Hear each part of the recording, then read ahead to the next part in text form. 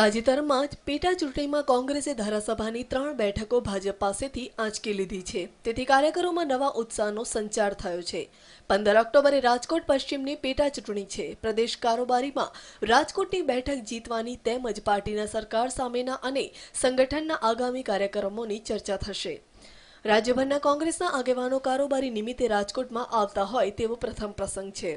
તમામ જિલ્લા પ્રમુખો, ધારાસભ્યો, સંસદ સભ્યો, પ્રદેશ હોદ્દેદારો વગેરે સહિત 300થી વધુ આગેવાનો અપેક્ષિત છે।